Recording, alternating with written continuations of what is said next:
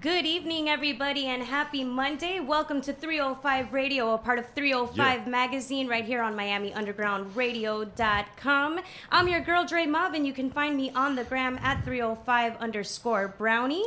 This is George, 305 Magazine, 305 Radio, and in the building we have Will. I'm back. First time, long time. I'm back for the first time.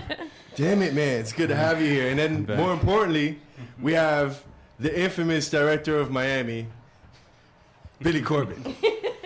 What's up, man? Thank you for coming on the show. Thank you for inviting me. You know, I thought that this was 305 Radio because of the area code. It turns out it's 305 degrees in your studio, and that's why you call it 305. You should call it 954 Radio because it's 954 degrees in the studio. We apologize, but we have plenty of water to keep you hydrated. It's true. It's true. It's unbelievable. I came walking in here, and it's like they have like fans taped to the ceiling and to the floor. I thought I was in Hialeah for a second. It's unbelievable. If you want to leave the door open, yeah, leave the door open, man. This is Miami Underground Radio on the third floor in Brickell, because everything, it's like, to paraphrase The Lion King, everything that the sun touches will be underwater soon. Yeah, soon enough. Yeah, all of it. That's what they say, right? All of it. I mean, that's a fact already. Yeah, no, I think all of the condos that they build, they should put the lobby on the 15th floor. You should look up. You should look up and you should be like, what the hell are those docks? Are those like? Is that like? Yeah, that's a marina on the 15th floor. They're building it now to be ready for the flood. We're just getting ready for the future. We're progressive here. La ciudad de progreso. You know? Yeah, we're all about irony. Shit. All about irony. Man, City of progress. You are infamous for just putting Miami, a different perspective of Miami, out to the world. You did, man, where do we start? You have Dogfight that put the Perrine backyard fighting into the world. How was that? I mean, that was insane. That was a project that I was very emotionally invested in, because we had done Cocaine Cowboys in the U, and we thought that maybe people would trust us to have some kind of insight into underground Miami subcultures. And so we started to make Dogfight in about 2009, and we carried it, which is to say that we did it on spec. We financed it ourselves, and we were hoping that we would find a buyer who would bail us out, basically, because we had a lot of money in it. And so we were working, and honestly, we cut a reel together, and we made the mistake of putting it online at the time. And I say mistake because and then everybody else caught on and came down. Vice came down, and Nat Geo came down. All these people came down to do their own segments on this subculture that we were documenting. And so they all did short segments on it, and we were doing obviously something a little more long form, a feature doc, and so we did it, and I was really confident in it. I felt very strongly about it, and thought that it was some of our best work at the time, and we started to show it to people in the industry who agreed, who saw the reel and were like, wow, this, and then rough cuts of the whole piece, and people were like, oh my God, this is your best work. This is 26 miles southwest of Ocean Drive, which is what everybody pictures when they picture Miami. But Miami is far more than that. And in fact, most of Miami is the antithesis of that. I mean, we just saw just a couple months ago, the Alice report from the United Way that reported that 60% of Miami-Dade County residents cannot afford to make ends meet.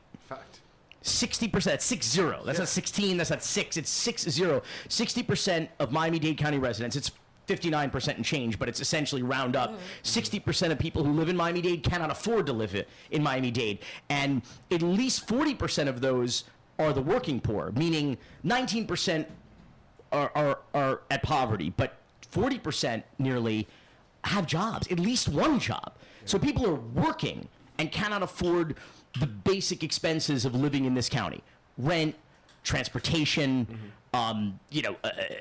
whatever it takes to just groceries. Survive. Yeah, whatever it takes to just simply survive. Not thrive, but just survive.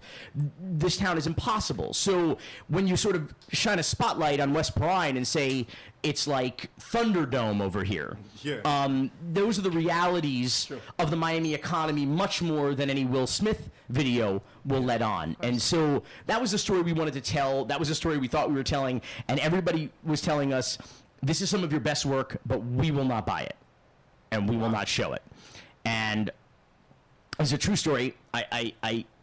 The most popular reasons why were that it was too urban, too violent, and too real.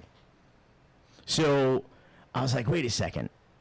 Kind of doesn't even make sense. Doesn't make any sense. So that's the recipe that you want.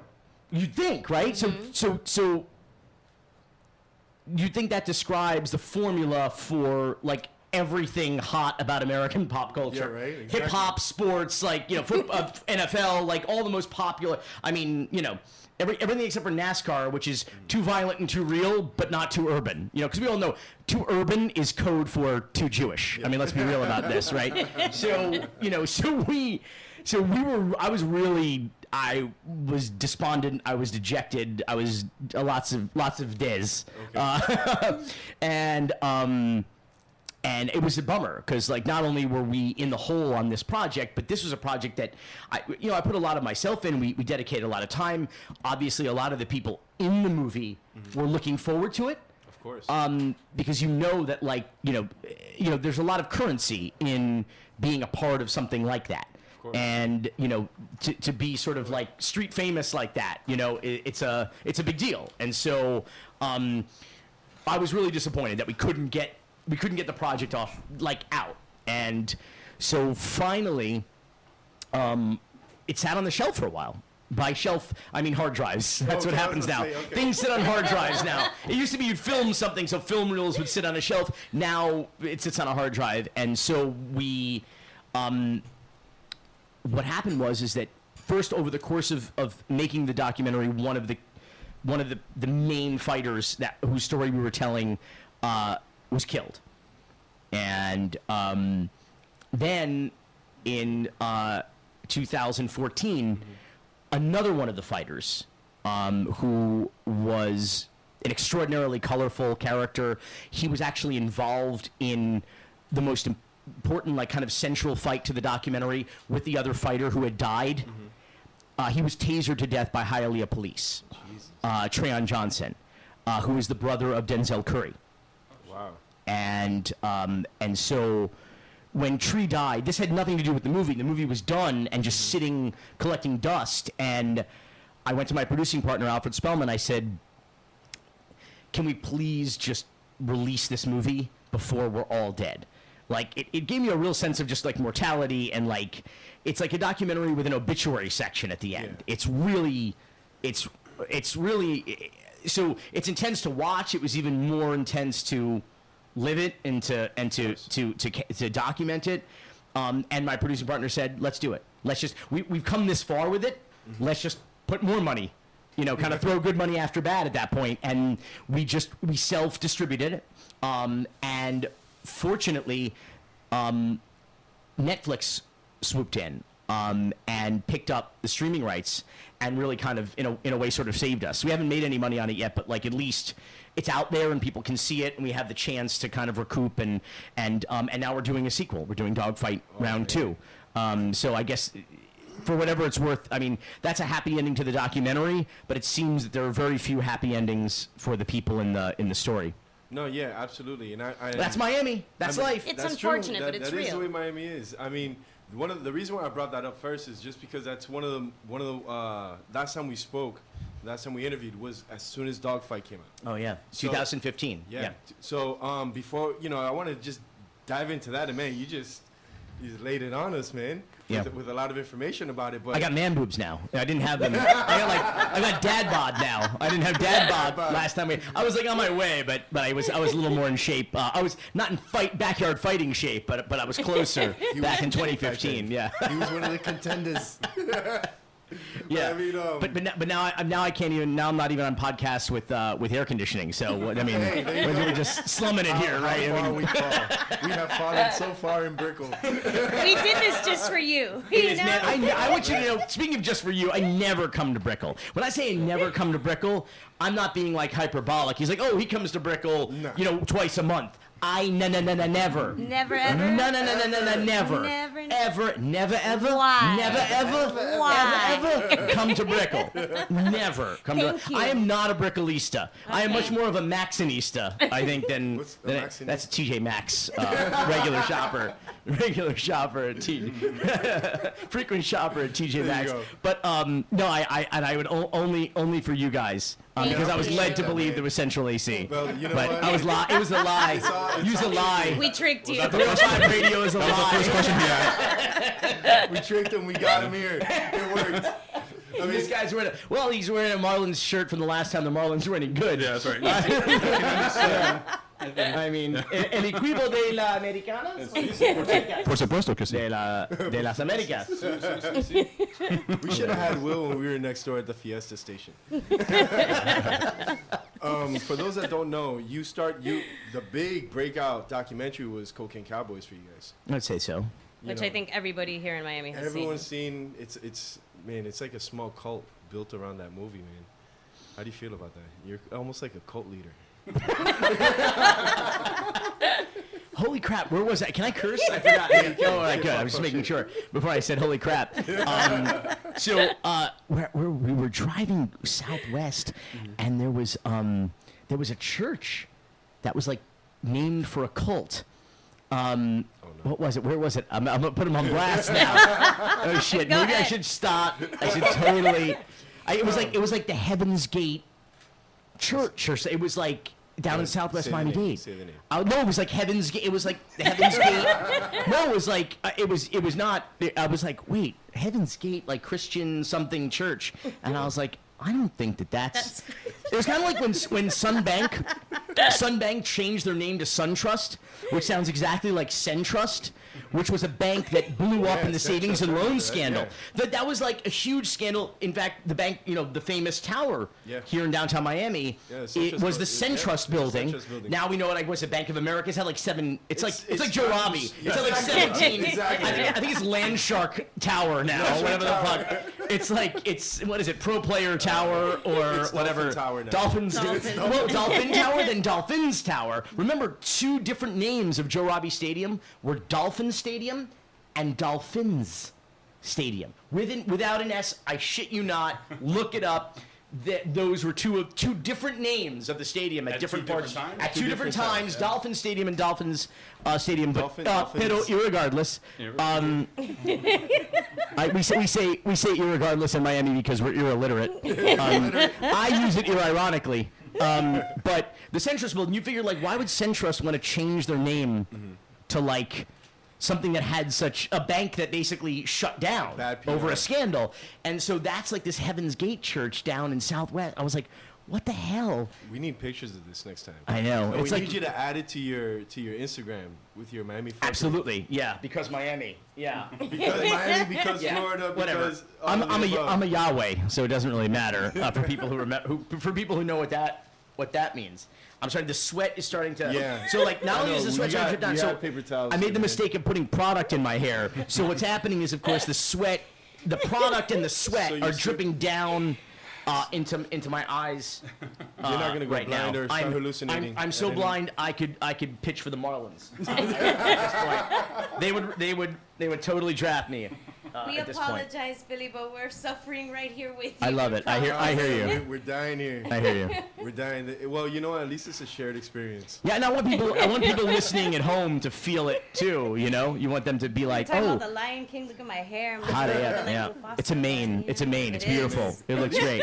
Yeah, and the humidity is helping it. I'm telling you, I'm glad we're just on audio and not visual right like now. like a Jufro, like I have. Oh, it's great. Oh man, so your latest project, Yeah. Screwball.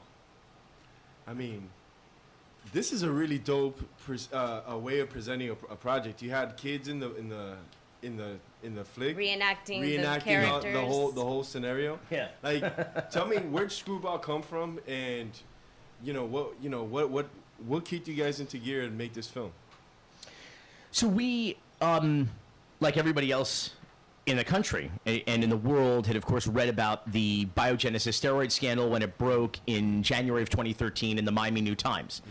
Tim Elfrank, who's now at the Washington Post, was at Miami New Times, and he broke the story.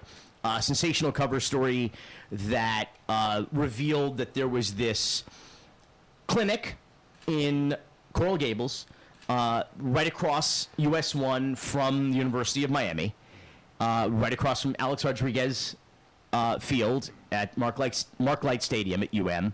And in this clinic, there was a guy wearing a lab coat that said Dr. Tony Bosch on it, pretending to be a doctor. He was, in fact, not a licensed physician anywhere. And Florida or anywhere. Belize, right? Or anywhere. He went to medical school in Belize. Yeah, which one of our interview subjects refers to as the Belize School of the Medical and Performing Arts. Is that where we're recording from now? The Belize School of the Medical and Performing Arts. Brickell School of the Medical and Performing Arts. Right now. So We need an AC, damn it. I got somebody on the line AC saying would've it's just saved 85 us. in Honestly, NYC, so they can imagine no. how it is down here. if we were in Belize, there'd be air conditioning. So anyway, so Make a documentary about this when he leaves here. so we're, and of course, he had a lot of famous major professional baseball players, Major League Baseball players, Manny Ramirez, Ryan Braun, Melquis Cabrera, and his most famous client was, in fact, the highest paid baseball player of all time, Alex Rodriguez. And so this story broke. Escándalo. It was bananas. Escándalo. And so it was plantains, really, is what it was, because it was the most Miami story, like, ever. And Tony Bosch, this fake doctor, I was on a radio show, and someone described him as the most Miami creature ever. Yes. Remember, it was the Totally most Miami creature ever. Yeah. And it's hard to argue You had with to that. make a creature out of Miami that Yeah. just, comes out of the sewers, man. That's him for sure, Yeah, dude. if there was like a Dr. Frankenstein of Hialeah, doing Brazilian butt Lacey's Frankenstein. like doing Brazilian butt lifts and putting together the most Miami creature ever. It was definitely him. Going to the graveyard on Coral Way and like digging up body parts and putting them together. They would have created Tony Bosch. And so this what immediately went on our Google spreadsheet of Florida fuckery. Nice. And so we actually have at our company Raconteur, we have a Google spreadsheet of Florida fuckery, and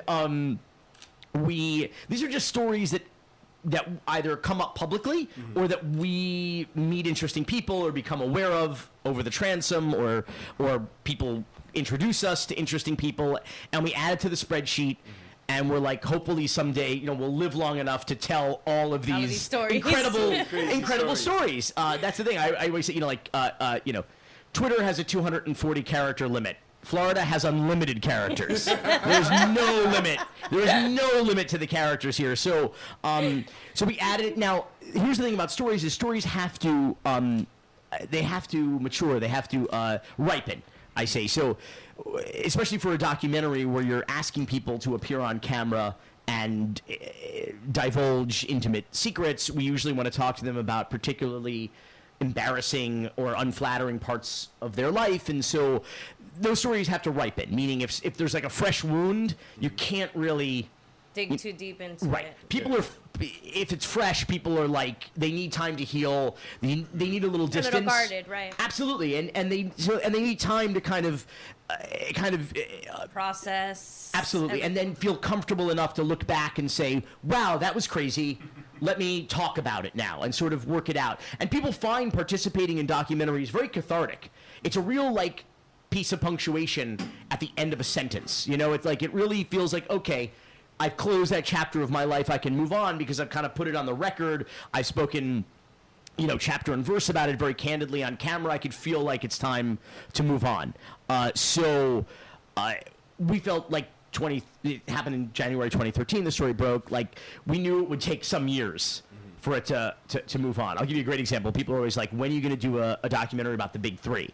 You know, like, what a great doc that would make, you know. You're already working on it? A great front office story, too. Well, no, that's the thing. You got to, listen, LeBron's got to retire. You know, like, you need time. He's like the last man standing, I suppose. But then not only, you can't just have him retire and then do it the next day. You need to wait 10 years on, 15 years on. He needs to have some time to look back. And a historical doc is supposed to recreate history with some distance, with some wisdom, with some retrospect. And so you can't just do it. You have to wait. So we thought, well, we're gonna have to wait.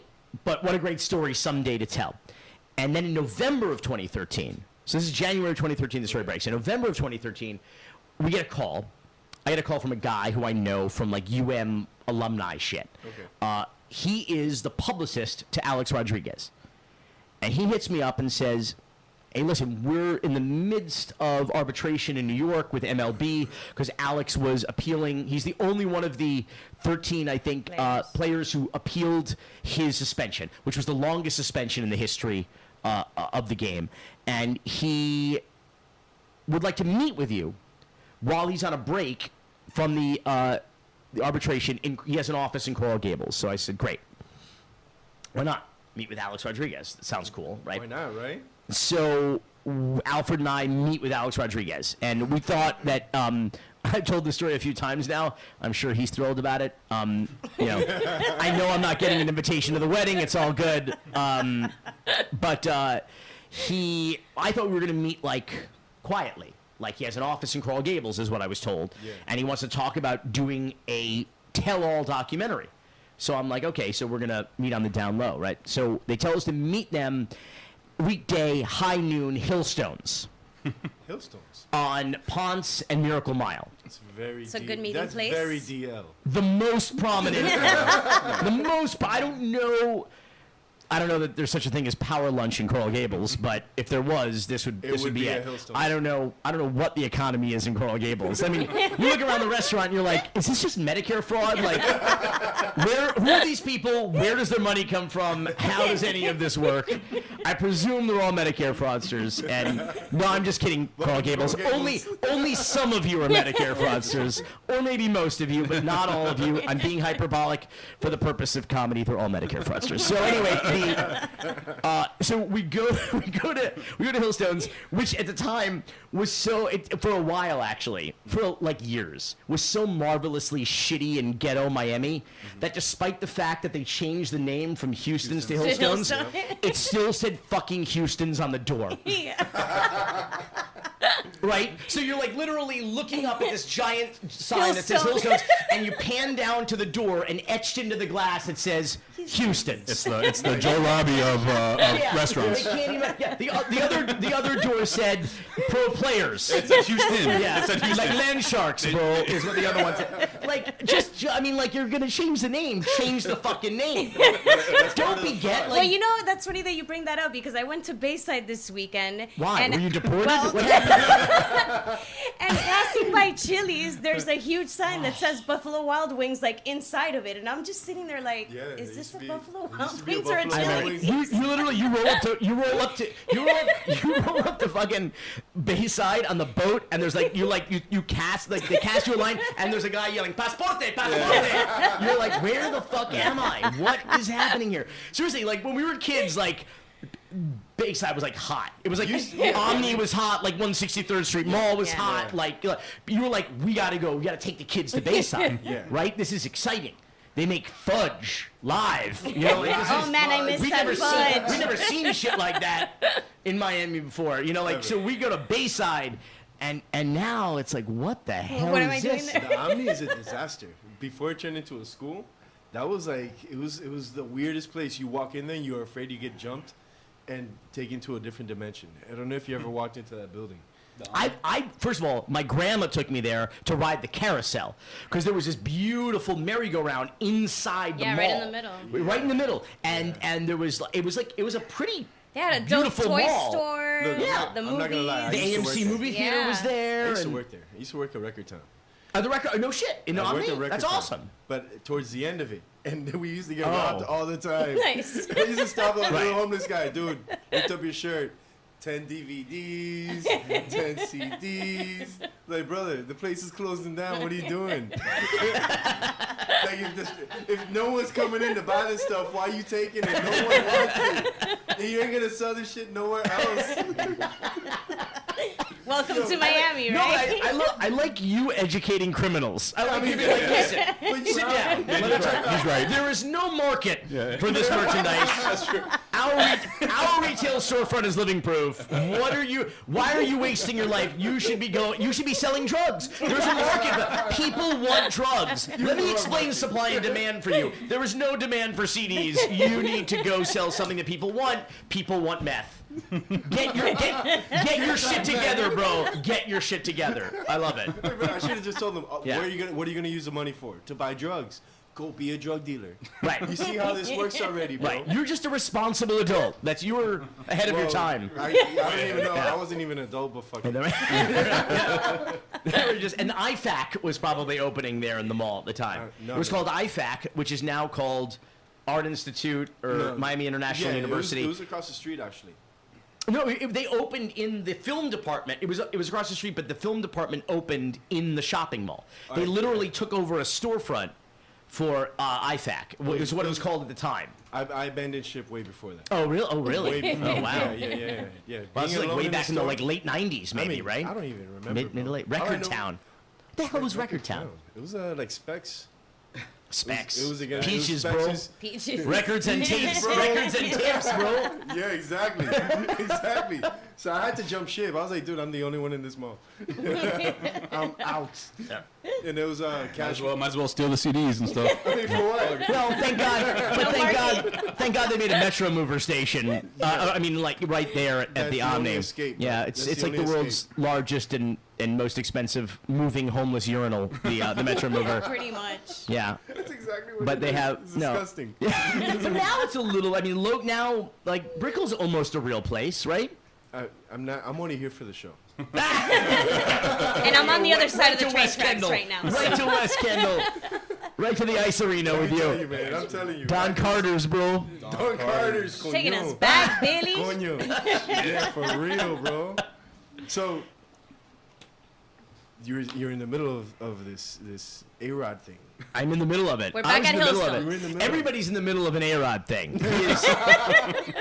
He is a gravitational force all unto himself. So we go to Hillstones, bro. AKA Houston's. AKA Houston's. I know that because it still says. I feel like it may still say it on It might. the door now. No, but that just proves it's Medicare fraud. Because you want it. Isn't this Humana? No, check out something else.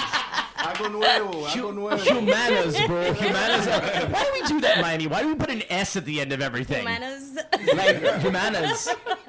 Like Club Spaces, bro. Like bring up Club Spaces. Is it an S plural or is it an apostrophe S possessive? Why do we add, right? A lot of people don't know those differences either. We got a Publix's, bro. We got a Publix's. And with Dixie's. Definitely not all of us in this room. I love Will's wearing all the vintage Marlin shit. It's all the vintage. From his head to his toes. He's committed. I love that. The last time they won anything. It's really a celebration. You are a celebration. It's really a celebration. You're a celebration of the last time they won anything. Before they literally moved into to cursed real estate. Yo, Like cursed real estate. How it's a curse on top of a curse on top of a curse at this point. Yeah. Jesus. That property does not get a break. Yeah. Nobody wants to go there. Like, nobody wants to go there. Dude. It's incredible. They could just they could get rid of the turnstiles and just say, yo, homeless guy that used to steal shit from Record Town, come on in. He'd be like, bro, no, I learned. Nobody wants this shit, bro. That guy would not steal Marlins tickets because he'd be like, no, I'm aware of supply and demand, bro. Thanks to Jorge at Record Town. I know. Nobody wants this shit, bro. No more. Nobody wants this shit. Nobody wants this Nobody wants this shit, bro. I mean, it's He's gonna start selling condos. it's ridiculous. Nobody wants to. Shout out to the Marlins, man. Hey, man. Come Yeah, on. to the Marlins. I mean, I love you, Miami, man. I mean, Those are our colores, bro. Get the fuck out of here. I mean, you know that, like, there's tourism to Poland and to Germany to visit death camps. Those people will not go to Marlins Park, okay? Like, No. people will go to they'll pay money to go to concentration camps. They will not go to Marlins Park. I mean, like, that's how cursed that ground is. No. Like the lady from Family Guy. No. It's unbelievable. It's unbelievable. Yeah, ever since, like, you don't build parking structures in Little Havana. You don't build parking structures in Little Havana. You hand abuelo y abuela little signs that say $10 no blocking, and you have a market there for something. You don't build especially parking structures that are financed to the tune of not over $91 million. That's pre-interest. That's just the city of Miami's contribution. The city of Miami, a broke-ass city, okay? It is one of the poorest cities. The city of Miami is one of the poorest cities in America, okay? Paid for the Marlins parking structures to basically put mom and pops out of business, okay? Yeah. People who had a cottage industry out of selling parking in their yards for games at the Orange Bowl, and of course they built all these storefronts, like as if retail was going to blossom there. First of all, a cigar shop closed. I mean, for crying out loud, in Little Havana, and the only thing that's ever like lasted there was like a Subway. Because that's what we need, is a Subway sandwich shop in Little Havana. Because there's no place else to get good sandwiches in Little Havana. The building. It's not even part. It's like what that. But no, but it's in. It's like in the ground floor of the parking lots. And so, this is how the city prioritizes shit, and this is why we're a broken city. I mean, plain and simple. Are we talking about A-Rod? What the fuck are we talking about? So let's go back to Hillstone. Hold on, Billy. Tell us how you really feel, bro. About what? How do you really feel? You give me a subject, and I'll tell you how I really feel. Undoubtedly, you're on top of everything that happens in the city. As soon as something's proposed, you're like, fuck no, we're not gonna pay for it. This is gonna cost us. And people, like, they think that you're negative against the city sometimes because of it. But you're like an unsung hero. Well, this is the thing about life now, is that when you tell the truth, you're a hater. Mm-hmm. That's what happens. And that's all I try to do here is tell the truth. If you're not, every once in a while I feel in this town, especially in this country really, but especially in Miami, we need to hold up a mirror to ourselves and not just to snort coke off of it. Okay, we need to hold a mirror up to ourselves, and we need to restock. We need to reboot because this is a broken city, and we have nobody to blame but ourselves. We have, the Miami of today is the America of tomorrow. If you want a sneak preview of what challenges we'll face or calamities will befall us as a nation in the years to come, you need only look at South Florida. And we don't have leadership to indicate to the rest of the country how to deal with this shit. We are broken. And so the rest of the country sort of reflects us. And the rest of the country, the state of Florida is broken. America is broken. And Miami and the state of Florida was the sneak preview for all of this. Everything that has come to pass, Miami's already been through time and again. And so we have 21st century problems in Miami. 21st century problems and 20th century leaders. Shit. As a documentarian, what we do in our office is we look back on local news archive, right? We dip back into, they have this extraordinary place called the Florida Moving Image Archive, Wolfson Florida Moving Image Archive, right here in downtown Miami on the Wolfson campus at Miami-Dade. This extraordinary facility that has preserved Miami history on film, on video from local news archive going back decades. It's an amazing resource that we could not do what we do at Raconteur without this place. And so we often tap into that, and we look back, and so just the other day we're looking at news footage from 2000. Okay. That is now 20 fucking years ago. Okay? So we're looking at footage, and let me tell you, we're looking at politicians. Let me tell you who's in government. Carollo, Suarez, Jimenez, Regalado, Diaz de la Portilla, Hijo de Puta. It's all the same names that we are dealing with now. The same broken, backwards, crooked people that have been feeding in the public trough and stealing from this poor city are still here. So when I say we need a new generation of leaders after Xavier Suarez, Joe Carollo, Tomas Regalado, I didn't mean Francis Suarez, Raquel Regalado, Frank Carollo. No, I mean new last names. I mean new people, new ideas, new blood. Yeah, not the same.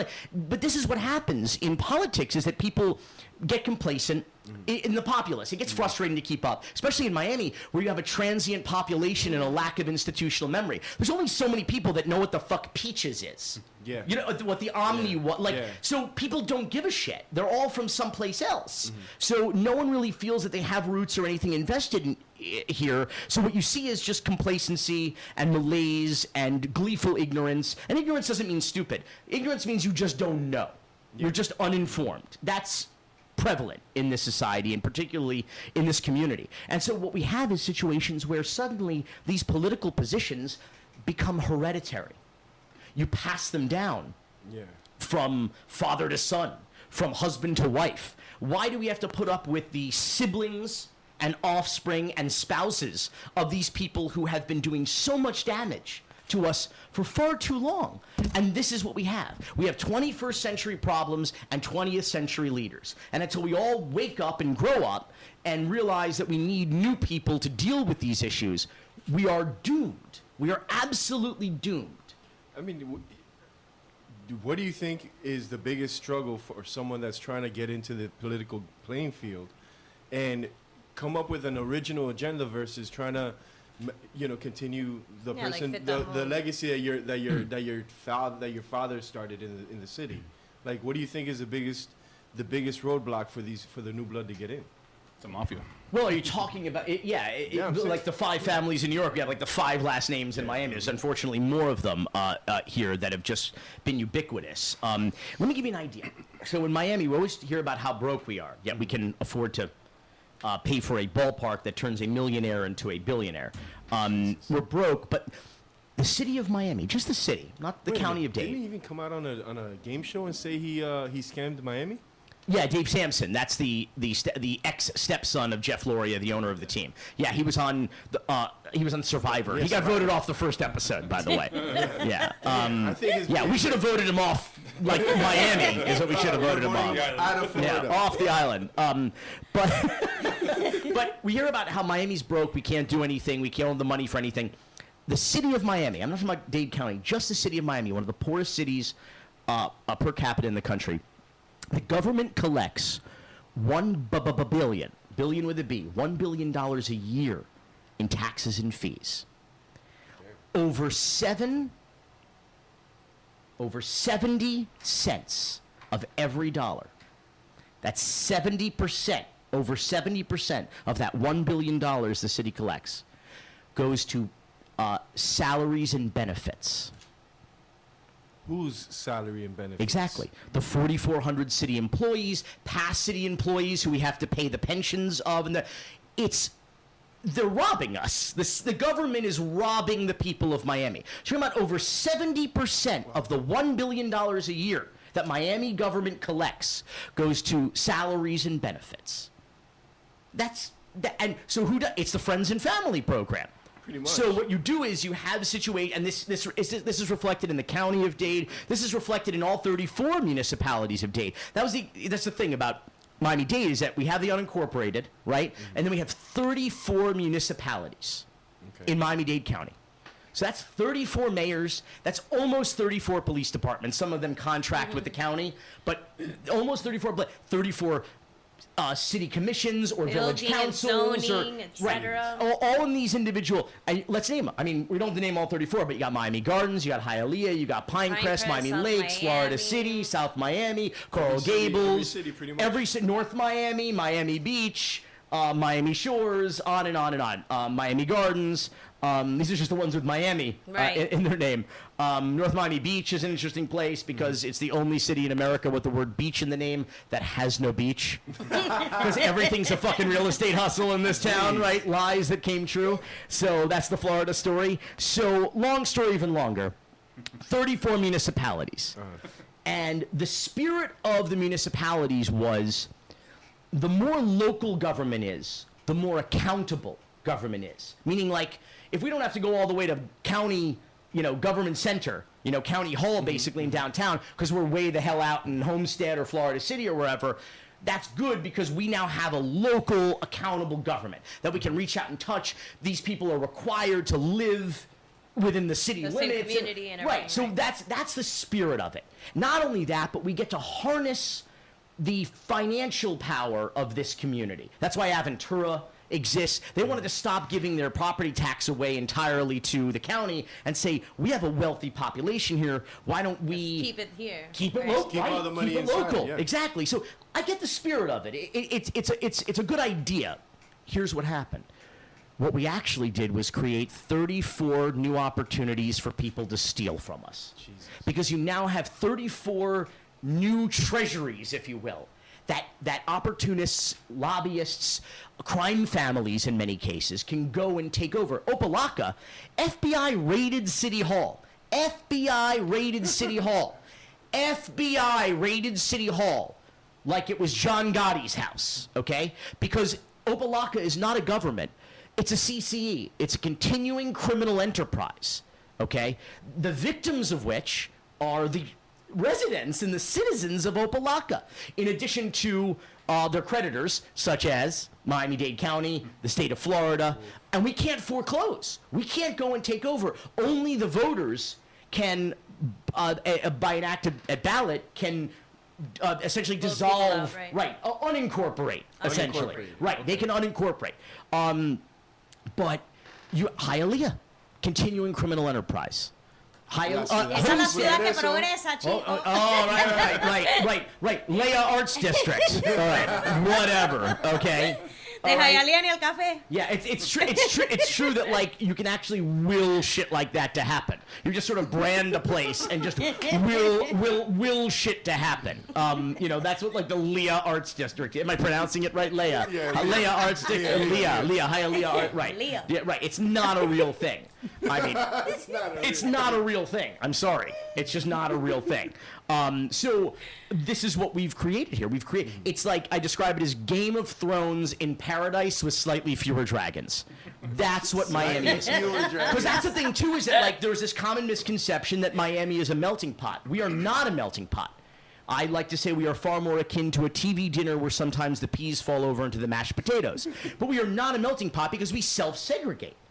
We create these fiefdoms and we create these neighborhoods and we gerrymander ourselves into like-complexioned people, and and if not like-minded people, and that's what we've done here. And I think it has been to our detriment and potentially to our destruction. And so we've created these fiefdoms where right now, I would venture to say, let me say something positive. Just to change shit up here. Okay? It's a little bit cooler in here too, right? It's not. So I will say this. Meanwhile, I forgot what I was going to say that was positive. So anyways, you're sitting down with A-Rod. Shit. So I was thinking we were gonna talk about movies and what the fuck. It's 305 radio. We gotta talk about. About everything. Yeah, we're gonna talk about. Yeah, right now it went from 954 radio in here to 786 radio. So you're right. It is a little un poquito. It's a little cooler. Yeah, I say not so frio, bro. I say not so frio, bro. I speak fluent West Kendall. No, but I did want to make a slightly positive point, which of course I would have dragged it right back down into the muck again. We're the muckrakers here. But I don't. But I'm just admiring these guava pastelitos that someone picked up from Fresco y Mas earlier tonight. Because it's Imas. And I'm because it is Imas. Yeah. Well, how did everything become Imas? Like CBS no Imas. I have absolutely no idea. Publix at least went sabor. You know, like they didn't go like Publix Imas. They went full sabor. You never go full sabor. It tastes good. Shit. Let's go to the bar. What are we doing? Well, you were gonna attempt to say something positive about I don't remember. I was serious. I wasn't fucking around. I was serious. Like, I gotta wind back. We gotta rewind here on the podcast and well, we'll figure it out and figure out. No, but we were talking about our own segregation. The and the fiefdoms, absolutely. Thank you, everybody, for helping me jog my memory. I was like, I'm having a real senior moment, a real early onset moment here. We gave ourselves 32 municipalities to be able to 34 to be able 34 new opportunities to get robbed. So let me say this, something positive. I caught up. There it is. Thank you guys. You guys are amazing. That's why I clicked. That was a lot of Control Alt Delete shit, bro. You closed out all the apps that weren't responding, and I'm back, bro. I'm back. We have averted the pinwheel of death, and I am here with you. So much of fucking Mac metaphors right now.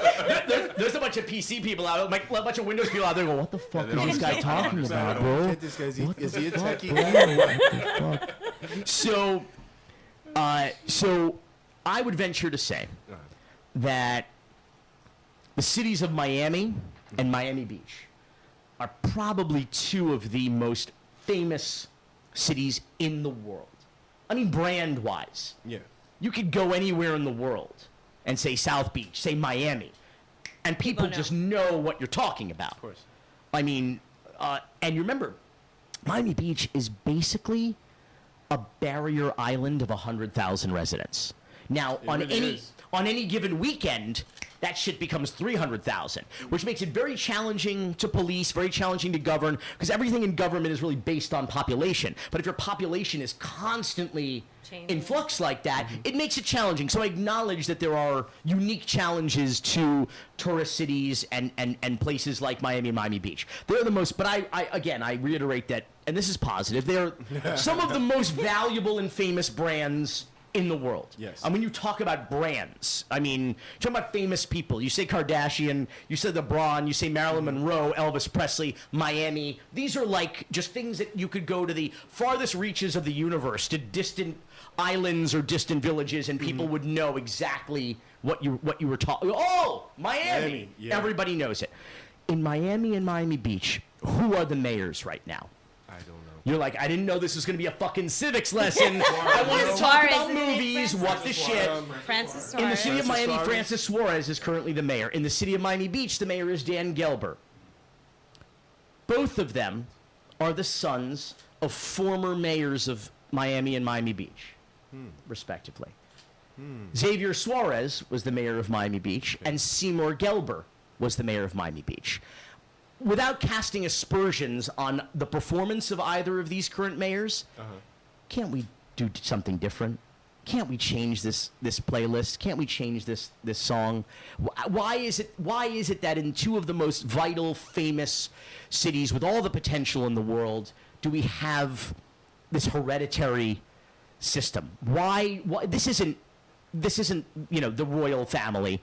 Why can't we have new people with new ideas, some different last names in the mix? 21st century problems, we need 21st century leaders. We are stuck in a city with the most 21st century problems of any city with 21st century problems. Yeah. You name the challenge, we are facing it here, okay? And we have 20th century leaders.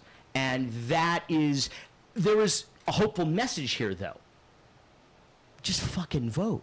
And not just fucking vote, run for office.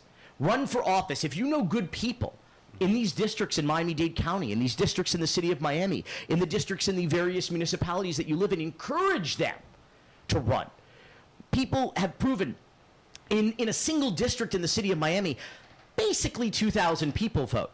You don't need all the money in the world to knock on that many doors of prospective or likely voters. You can effectuate that kind of change. Eileen Higgins did it in Miami-Dade County. She ran against one of these crime families, political crime families, the Barreros, in this town. Bruno Barrero is one of the commissioners. He was the chairman of the Miami-Dade County Commission during the Marlins Park boondoggle, and one of the best county commissioners that we ever had, Katie Sorensen. Katie Sorensen, for some perspective, she started a good government initiative at the University of Miami to run courses and classes on ethics to foster the next generation of leadership. It went out of business. Oh, wow. Just to give you some perspective of where we're at. So Katie Sorensen, Commissioner Sorensen at the time, wonderful commissioner, like I said, one of the best we've ever had. During the debate on the Marlins Park boondoggle, Bruno Barrero, who was the chairman, was controlling the conversation. He literally could turn microphones on and off, right? So he started to block every single amendment that other commissioners were attempting to introduce just to make the deal a little bit more palatable. They were like, listen, we acknowledge that this is going to pass, but it's a terrible deal. Can we at least get some guarantees of transparency or try to make it a little bit better for our constituents who we're supposed to be here representing? And Bruno Barrero was like, no. He was blocking every reasonable, rational amendment. And then Katie Sorensen says, if I may, I would like to proffer a friendly amendment that we name this venue Bruno Barrero Ballpark.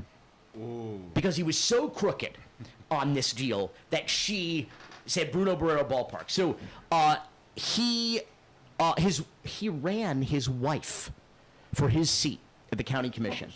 Just a couple of years. Okay, mind you, she had zero qualifications other than her last name, for those who saw The Distinguished Gentleman with Eddie Murphy. She was running solely on name recognition and being able to raise money from the same special interest groups that had supported her husband as a corrupt county commissioner. And so she runs against Eileen Higgins, who is a gringa, bilingual, mind you, gringa, who everybody assumed had absolutely no prayer against this established Barrero crime family. And this is a guy who literally voted to protect towing companies while he was taking money from towing companies. Like classic Miami, because Miami kind of guy. Jesus. And Eileen Higgins won. Good. This gringa that everybody thought could not sort of, and what you're finding, I think, in Miami is a smarter and better informed voting base. The people who are voting are not just the abuelas, abuelitas y abuelos who they put on buses and and defraud their collect their absentee ballots in the Navarro parking lot. Yeah. You know, people are smarter now, and they're like, well, wait, we just kept voting for people because they looked like us and they spoke our language because we thought that would be advantageous to us. But now they're saying, like, but what have they done for us? They've done for themselves. But what have they done for us? And so people are smartening up now, and they're saying, we'll listen to different people. We'll listen to people who may not look like us, but may have different ideas because the status quo is not working. So I encourage people to run for office. I encourage people who know good people to encourage them to run for office, and I encourage Billy people Corben to vote for better people. Office? I mean, no, is never. That something that we're never, going to see in the ever, future? never. You know how they say never say never? Never. Never. Never. I will run for office. Can I just nominate you, and then you have to do it? No, that's not how it You works. said to encourage. That's not a thing, bro. That's not a thing. Listen, we would say change them back to the Florida Marlins. The Simpsons He did needs some it. We encouragement, Will. nominate them to be the Florida Marlins. And I want a Pitbull and or DJ Khaled bobblehead every night. Oh, yes. man. Every night, and I will go every night. Speaking of Pitbull, in Screwball, the best part of the movie for me was when they go to live and they lose the vial of blood. But the like basically the opening thing is a kid who looks like Pitbull. Baby Pitbull. Yeah, baby Pitbull. I love Baby. Yeah.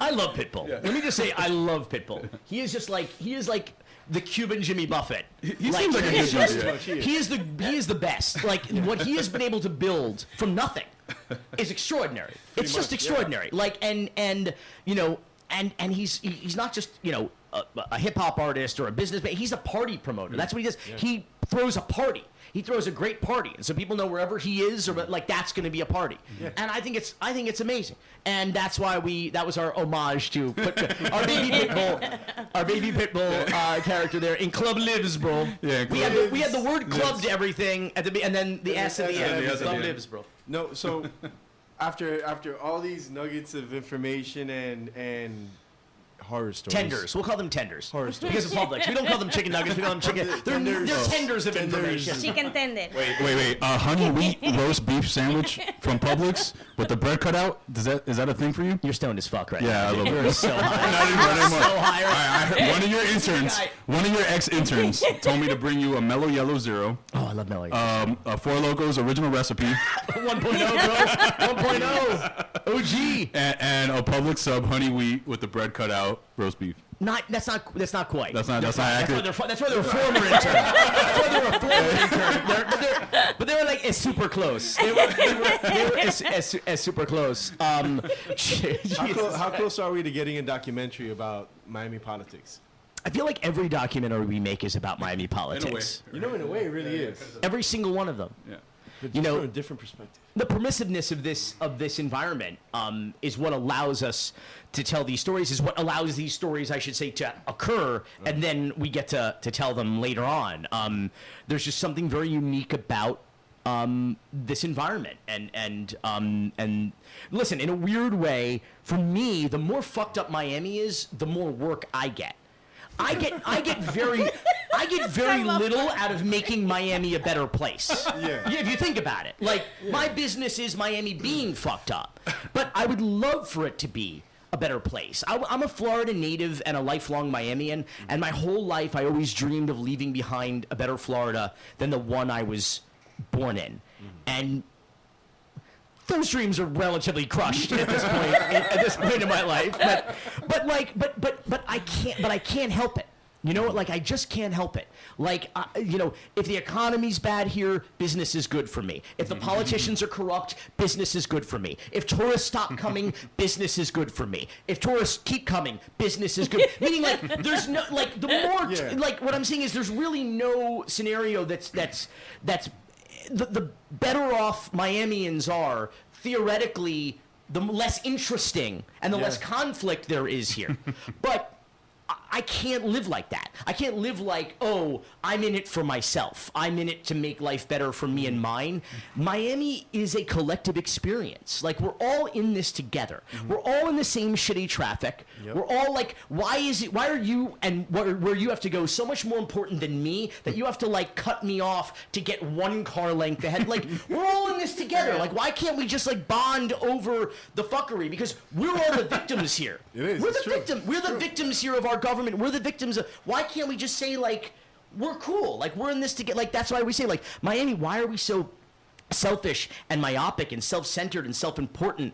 Well, that's why they call it Miami. It's not our Amy or your Amy. It's my fucking Amy. You know, and I think we I like your shirt, by the way. Thank you. But we're seeing a generation, though, I'm hoping, of Miamians growing up who are natives, who were born here, who hopefully feel like they have a stake here and understand that the better, in my opinion, the more rights and the more freedom and the nicer that every American or everybody in this country, I don't care if you're American or not, have and are to each other, the better we all are.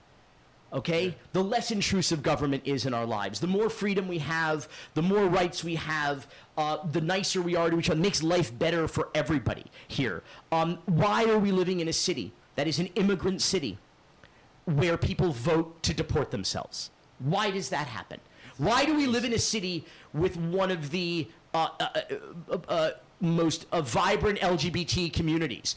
In fact, in Miami Beach, the first city in the South to afford equal rights to the LGBTQ community. Why do we have people that believe that they are lesser than? I don't believe that anybody is lesser than. People might be less informed than somebody else, but we all have an opportunity to treat each other better, to make a difference, and to make lives better for everybody. I don't think that we should. I'm not in it to make life better for myself. As much as I feel like, you know what, life would be easier and I'd be richer if I just shut the fuck up. Okay? It would be. I would just be like, whatever. I'll just, the old saying, like, I want there to be less corruption or more of an opportunity for me to participate in it. Yeah. Like, I could just be that guy. I could be a lobbyist. I could open a charter school. I could roll around in the public trough and be richer, but I wouldn't be happy. I wouldn't be. Mm-hmm. I feel like if you do not speak truth to power, I should say, if you speak truth to power, they may silence you. Mm-hmm. But if you don't speak truth to power, they will definitely silence you. Because if you don't use the voice that you have, they will definitely stop you from ever having a voice. I would rather take the risk of speaking truth to power, of using my platform to punch up. Mm-hmm. Every once in a while I bitch about, a shitty restaurant or delivery service, but because Miami. But for the most part, I punch up. I punch at elected officials. I punch at people in the bureaucracy who are making 2 or 3 times what the average Miamian makes salary-wise. Okay, and are being paid by those average Miamians and taxpayers. I punch up at them because I think that that's the only chance we have to make this a better place. I had an elected official tell me once, she said, sometimes, she may have said oftentimes, but I remember it sometimes we need to be embarrassed into doing the right thing. And you find that. As long as they get to operate in the back rooms and do these shady deals in City Hall or County Hall, they get away with it. But if you're putting them on blast, sometimes, what cockroaches hate? The light. They do. And when you shine a light on them, sometimes these politicians are like, shit. They have no place to run. They're cornered, and they're in City Hall. They're like, maybe unfortunately for us and our families and our corruption and our pockets, we may have to do the right thing here because all eyes are on us now. So that's the life that I choose here in Miami, and it's a harder life than it could be. But I couldn't do it any other way. And people can call me a hater, they can call me what they will, but if they would be because people just like to put the blinders on and go about their day and say that everything's great. But everything is not great, and this market is long overdue for a major correction. We're about to hit our next bus cycle, and it's going to hit super hard at the Bricolistas, bro. You're not gonna have these condos to wash your money in anymore. Well, sorry, Venezuela. How do you well, we gotta wrap it up, but right before we wrap up, I'm gonna eat some guava pastelitos. For anyone that's coming up in Miami and that wants to start making, start filming documentaries and things like that, do you have any words of advice, encouragement, or anything like that for them? Read and run for office. And what I mean by read is, be intellectually curious, consume as much news, real news as you possibly can, not Fox News, and consume from a variety of sources and information, just not Fox News, because that's not a real source of information. Yeah. That's like Leni Riefenstahl. So, which might be interesting from a cinematic perspective, but is not valuable information. Does give you insight to how some people think and the echo chamber that they exist in. But for the most part, be intellectually curious, consume a lot of news and media, be informed. If you're going to be a filmmaker, you have to know what people are interested in, what they're talking about, what's relevant. You can't make movies about irrelevant stuff because then people won't be interested in watching them. So you have to know what's relevant. In order to do that, you have to be up on what's happening in the world. You have to wake up every day and say, what is happening in the world? And then I would say, don't be a filmmaker. I would say run for office. That's what we need now. We need a new generation of leadership. We need some new last names. We need well-informed people to take a stand. And you might not win right out of the gate, but we need to challenge. There are. Francis Suarez ran unopposed, raised almost $3 million to run unopposed. Okay. Wow. We have commissioners we have a state attorney who has been the state attorney for 26 years. She's been the top cop in Miami. And the last time she ran unopposed. How do you do that? How do you do that in one of the largest, most important counties in the country?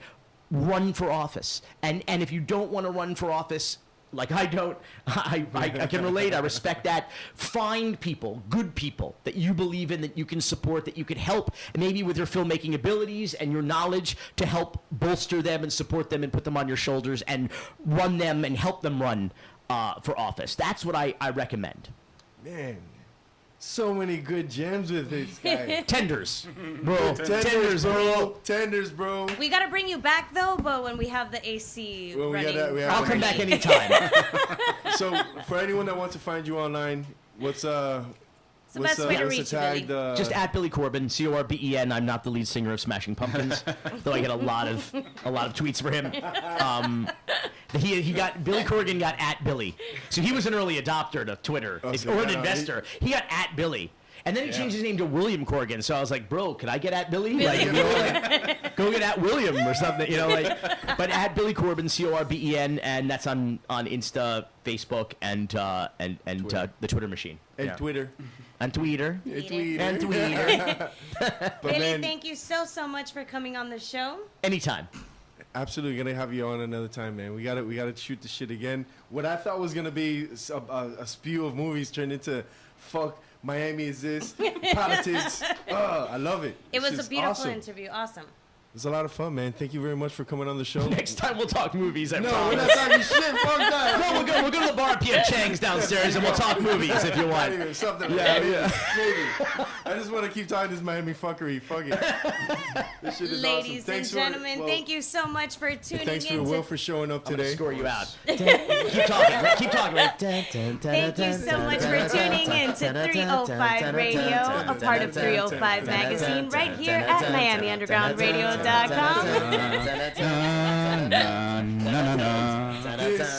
This is the Game of Thrones. Thank you once again, Billy Corben, everybody.